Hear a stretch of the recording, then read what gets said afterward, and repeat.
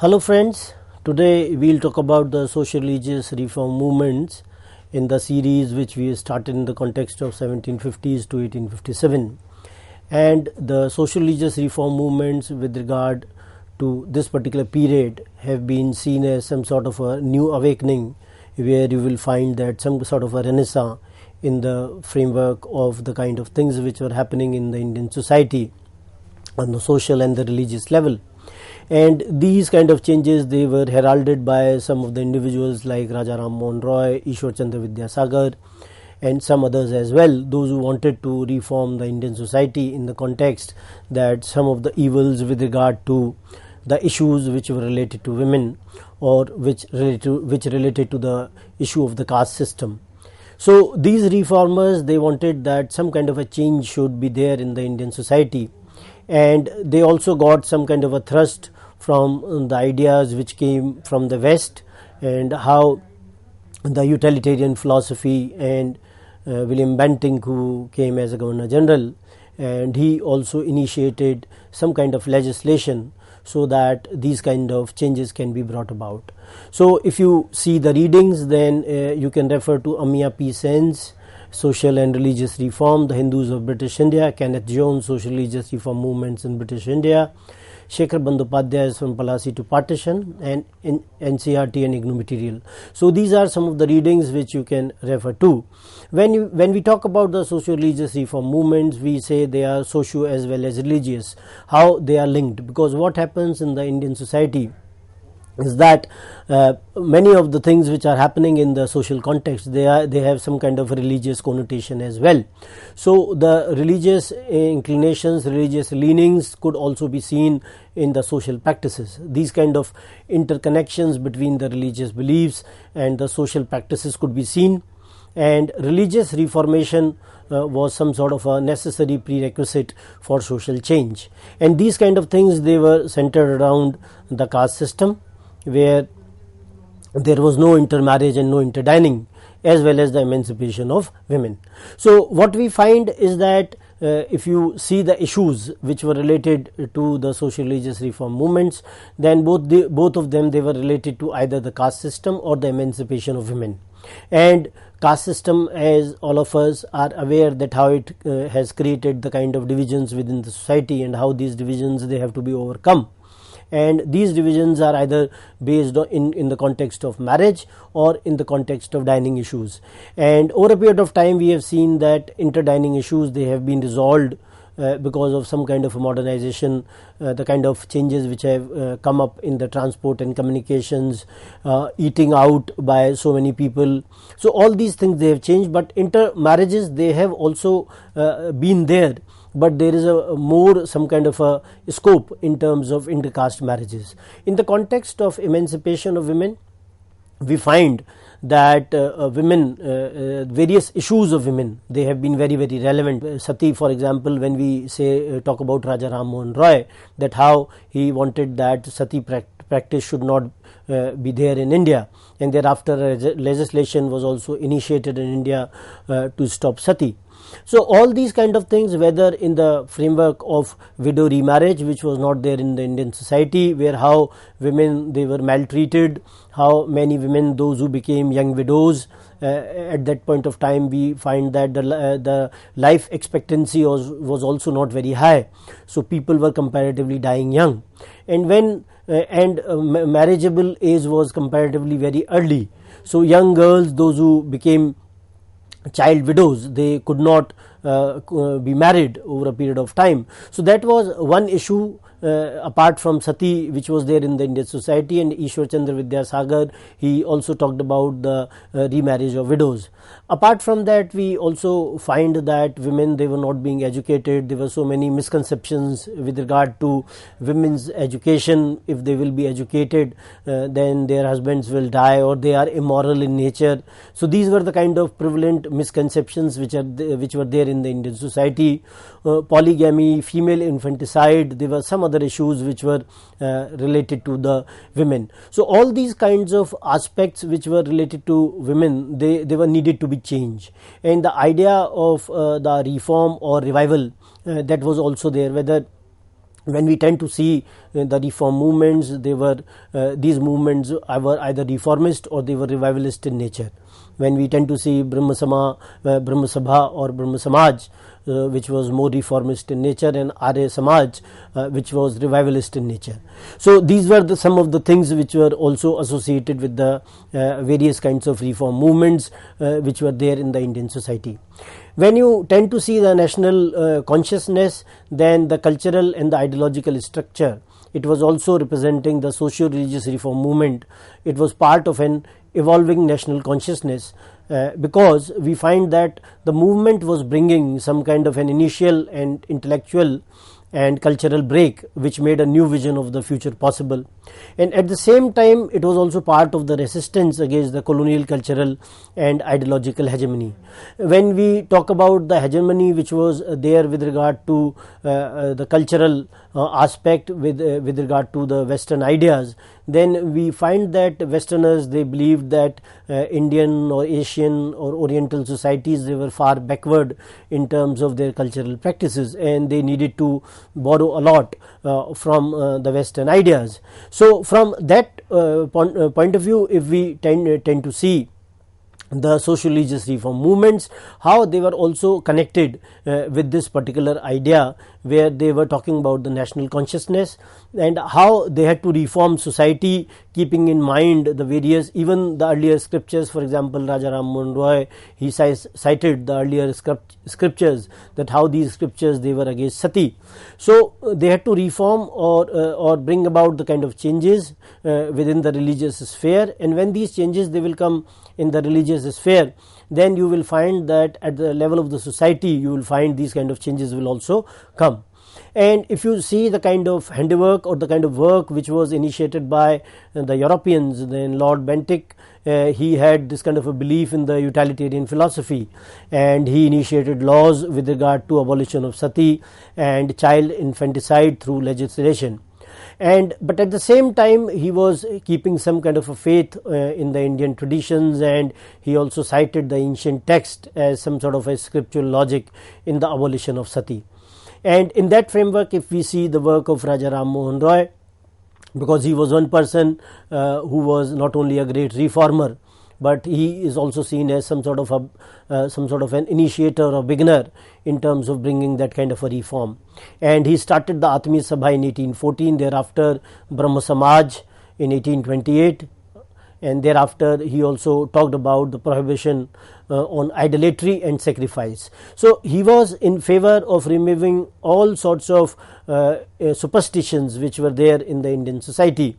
He also initiated certain societies so that people, they can come together, they can get together, and they can talk about these kind of changes which they can bring in the Indian social or maybe religious sphere, where they can reform the kind of evils which were there.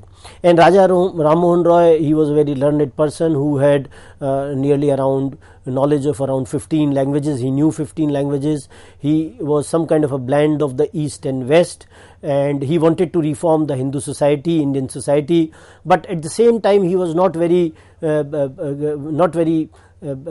praiseworthy of the Christian ideas. He wanted to borrow the ideas of humanism, he wanted to borrow the ideas of rationalism, but at the same time he had faith in the Hindu traditions as well. He did not want to ape the Western traditions, he did not want to ape Christianity, and he criticized the divine kind of aspects which have been associated with Christianity. But at the same time, he felt that any kind of superstitions with regard to idol worship, with regard to the kind of sacrifices which are taking place, they should also be not there in the Indian society. And Ram Mohan's idea, when you see in the context of the Brahma Samaj, so he had that concept of a deity which was eternal, which was unsearchable and immutable being, and who is the author and preserver of the universe. So these were the kind of ideas with which Ram Mohan was talking about. And some of the historians, those who have tried to see the social religious reform movement, Kenneth Jones is one, and the social religious dissent, it produced the two types of movement, as has been talked about by Kenneth Jones, and both these are transitional and acculturative. So transitional movements are those movements which had their origins in the pre-colonial world, and they arose from indigenous forms of socio-religious dissent with little or no influence from the colonial milieu. So what we find with regard to the transitional movements is that these movements, they originated in the pre-colonial world when British, they had not come to India, and they arose from the indigenous forms of the social religious dissent which were happening within the society, and they were not influenced by the colonial milieu or the western milieu, the western ideas. So these were some of the ideas which were associated with the transitional movement. And we also find that anglicized individuals, they were not associated with the transitional movements, and they did not feel that there was some kind of a concern should be there with regard to adjusting its concept and program to the colonial world. So these were the one kind of movement, and the other were the acculturative ones, and the acculturative movements, they originated in the colonial milieu, and they were led by the individuals, as you can see on the screen as well, that how they were led by the individuals who were the products of the cultural interaction. So Raja Ram Mohan Roy, for example, was a product of this kind of a cultural interaction, where he was also in a way conversant with the ideas of the West, the thoughts of the West, and at the same time he was also rooted in the Indian traditions. So he wanted to blend both these traditions, and he wanted to take the best traditions from the Western world, and at the same time he wanted to reform the Indian society with regard to the kind of evil practices which had crept in over a period of time. And the acculturative movements, they also wanted to seek some kind of an accommodation to the fact that British supremacy to colonial milieu, and that such supremacy had created, and to personal position of its members within the colonial milieu. So when you tend to see both these movements at the point of origin, we find that both these movements, they differed in that particular context. And when you tend to see or understand the various associations which were there, for example Brahmo Samaj, which was acculturative in nature, and how it tried to reinterpret Hinduism, and the Western organizational forms of a voluntary religious association with congregational meetings, society offices, printed literature, bank account. So all these kind of things you find. So when you tend to see Brahmo Samaj in that particular framework, that how it was trying to reinterpret Hinduism, how it was trying to bring the ideas of rationality or the ideas of humanism. But at the same time, we would also like to see that these kind of ideas which were being talked about in the 18th century, they were not new, because the ideas of humanism, ideas of rationalism, they were being talked about in the 6th century BC by thinkers like Buddha and Mahavir, and later on in the Hindu traditions as well you find these kind of ideas. But over a period of time we find that these kind of ideas of rationalism and humanism, they got withered away, and during the medieval times these kind of things we find that some kind of changes which came. So when you tend to see these ideas, then we can suggest that they were being in a way reinterpreted or reinvented or reintroduced in the Indian society from that perspective. And the Western organizational forms, they were also there with regard to Brahmo Samaj, when you find that a particular office was there, bank account was there, and printed literature. So this kind of an organization could be seen in the context of Brahmo Samaj. We also find that Brahmo Samaj also had to undergo a split, because there was the tension between Devendranath Tagore and Keshav Chandra Sen, and over Tagore's decision to allow those conducting services to wear sacred thread. So they had these kind of ideological differences, and because of that we find that Brahmo Samaj had a split, and Sen, Keshav Chandra Sen, he organized the Brahmo Samaj of India, and Tagore's group was called Adi Brahmo Samaj. So these kind of things were also happening within the Samaj activities, where we find that some of the elements which were associated with Samaj, they were comparatively more conservative, and newer elements, those who were associated with Samaj, they wanted it to be more radical in nature. So these kind of changes they led to the division as well. So at a later time we also find that Keshav Chandra Sen, he announced the marriage of his minor daughter with the Maharaja of Cooch Behar, and which was violative of the Brahma Marriage Act of 1872 because of the age, and it was also proposing use of the idolatrous rituals, so which was not being permitted by the Samaj. So because of which we find that again there was a division, and it led to the finding of the Sadharan Brahma Samaj. Then in that particular context, within the kind of changes which came in the Islamic field, we find that Sayyid Ahmad Khan and the Aligarh experiment could also be seen, where he believed that English society's discipline, order, efficiency and high levels of education along with science and technology must be adopted by Muslim community. So Sayyid Ahmad Khan wanted that these kind of changes which should come within the Muslim society, and these changes were very, very imperative, and the science and technology, the kind of ideas with regard to rationalism which will come, they will bring this kind of a change within the society, within the Muslim community, and they have to in a way follow some of the features of the English society, like for example discipline, for example efficiency, and more people should become educated so that they are able to understand, they are also able to imbibe the kind of changes which are happening in the society when they will be educated. Then Mohammedan Anglo Oriental College in 1875, which is later known as Aligarh Muslim University, which was also established by Sayyid Ahmad Khan, and it was also against the parda of women. So he wanted to bring these kind of changes to the society, where he wanted society to be more educated, and at the same time he wanted that women, they should not follow these kind of dictats that they have to be in parda, they should come out, and at the same time they should also be educated as others are. So he wanted to reform the Muslim society in that particular context. Some of the other thinkers during the social religious reform movements, for example Arya Samaj, which was more revivalist in nature, and Swami Dayananda Saraswati, who talked about the go back to Vedas, and he was also talking about the infallibility of the Vedas, and he also attacked idolatry, child marriage and the elaborate rituals and the Brahmin priest, and he initiated the Shuddhi movement to purify and readmit Hindus who had converted to Islam or Christianity.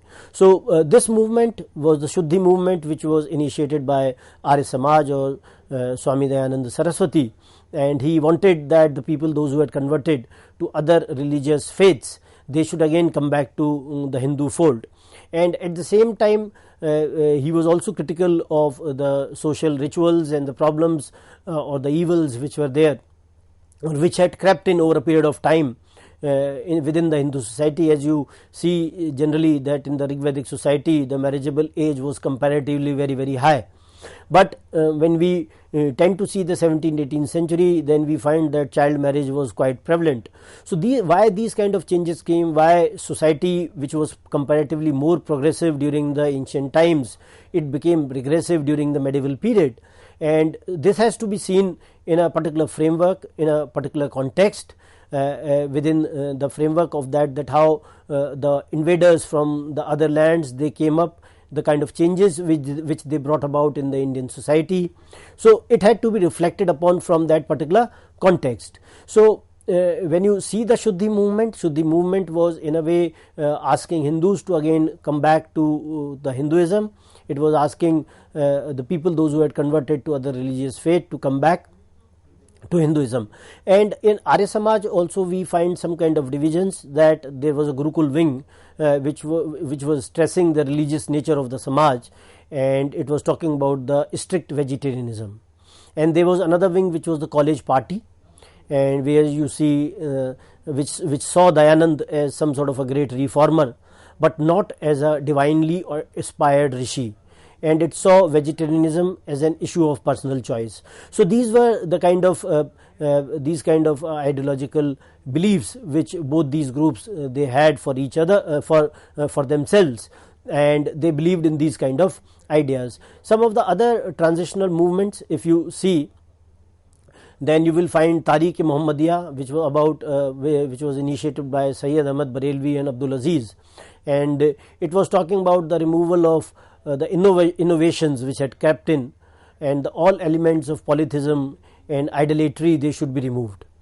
and it was also talking about the attempts to re-establish the Islamic supremacy through a war, and thus to elevate entire Muslim community. And it was also talking about jihad against British.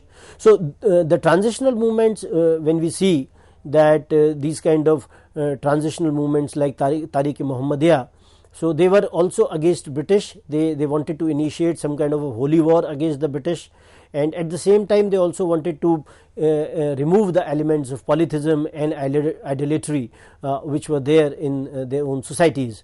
Another transitional movement was Swaminarayan Sampradaya, where you will find the Brahmin leadership, and there is a limited criticism of Hinduism, and there is an emphasis on enforced moral code, and it belongs in part to past patterns of bhakti as well as tradition of social protest.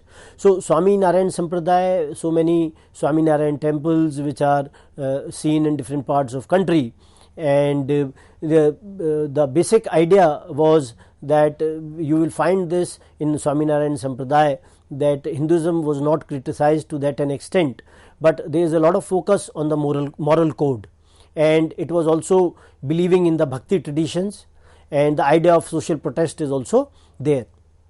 The social religious reform movements, they have also been understood in the context of the impact and the response scheme, where you will find that the social and religious reform as some sort of a series of reflexes which were produced by unique intellectual challenges which were produced by the West. So in a way, that how the kind of challenges which came by the West, and how because of these challenges which are posed by the West, how the Hindu society or the Indian society, it responded to those challenges. So impact response scheme tries to understand social religious reform movements from that particular perspective, and it assumes that the rational utilitarian critique of indigenous society and religion was not possible or absent in the pre-modern India. And at the same time, it also talks about the historical experiences of Europe and how they could be replicated in India. So these are the kind of things which the impact and response scheme talks about. Some of the historians, those who have tried to analyze the impact response scheme within the historical context, J.N. Farquhar, he says that the very category of reform, it was born in the intellectual stimulus provided by the West. And R.C. Majumdar says that only 40 years of English education had brought about greater changes in fellow Bengalis than had been possible in previous 1000 years. So we find that historians, they have given their ideas, they have given their viewpoints. Farquhar talks in the context of that how reform could be seen in the intellectual stimulus which was provided by the West. And Majumdar says that more changes came within the 40 years by the English education. So we have to understand them in the context that these kind of changes which were either introduced by the English education, they came through some kind of a legislation, and these kind of legislations, they were earlier absent in India. And from the cultural point of view, many times the people, those who want to criticize the ideas of westernization, they say that Indians, they try to ape the Western ideas, Western culture. So that was not a right thing. They had to reform their own particular society. They had to bring the kind of changes which could be seen within their own society. And some of the critics, they fell back on the alternative sources of inspiration. And D.S. Sarma, he has seen 19th century Renaissance as nothing unique, but only one in a series of successive developments in Indian history. And D.S. Sarma argues that the kind of changes which came in the 19th century, they were not very unique in that sense, and the kind of successive changes or successive developments which are happening in the Indian history, they were part of that one particular series which was happening. So you don't have to in a way see that how British, they were responsible for these kind of changes, and these kind of changes only came because the stimulus was provided by the West, and Indian society only in a way provided some kind of a response to that stimulus. And he, in D.S. Sarma, he sees Renaissance not in the framework of Raja Ram Mohan Roy, but 19th century mystic like Sri Ramakrishna. So these were the kind of ideas which have been expressed by some of the historians, and the idea of reform or revival, that how Hindu revivalism in that sense, some of the historians, they have argued, is an inept expression, because Hinduism itself was never really dead. So a thing which was not dead, how it can revive. So in that way these historians, they have considered that it is some sort of a misnomer in that particular context. But at the same time you can also criticize this argument on the ground that when you go by the literal meaning, revival would suggest not so much the return of the dead as the revitalization of that which was seen to be dying. So revivalism could be seen in the framework of something which was decaying, and not in the sense that something which had already died down. And Lala Lajpat Rai, for example, he sees the entire revivalist movement in that framework, and he says that it was based on the belief that many rational and useful aspects of the past Hindu civilizations, if brought back, could be potentially useful. So he sees the revivalist movement in this particular framework, and he tries to analyze it in that particular framework, that how the past civilizations, the kind of ideas which were there in the past civilizations, if they could be brought back, then they will be very useful in the contemporary context as well. And he also argued that far from attempting to replicate past, that we should not try to replicate or follow the past in totality. Rather, the revivalist program, they called for the rejection of its regressive elements which were not suitable for the modern life. So this is what he argued. And at the same time we see some of the other historians like Panikkar, K. N. Panikkar. He says that it is important to remember that supporting the traditional culture was not cultural revivalism but cultural self-defense. So Panikkar is arguing in that context that when you are in a way trying to support the traditional culture, so it may not be cultural revivalism, but rather it should be cultural defense, the kind of challenges which were posed by the West, and these challenges, they had to be seen. Amiya P. Sen, he says that we are now more aware than ever of the common class origins of reformers and revivalists, and how under conditions peculiar to colonialism, rosy reformist moods could soon change into somber revival. So how the movement or the dynamics of the movement could also change because of the kind of settings, the kind of situation which was prevailing in those times. So that has to be seen in that context. So I would like to conclude, I would like to suggest that sociologists reform movements, they were more concerned with the ideas of caste system, with the ideas of women's emancipation, the ideas with regard to rationalism and humanism, they were being applied, and they also served as some sort of an inspiration for the later movements. Thank you.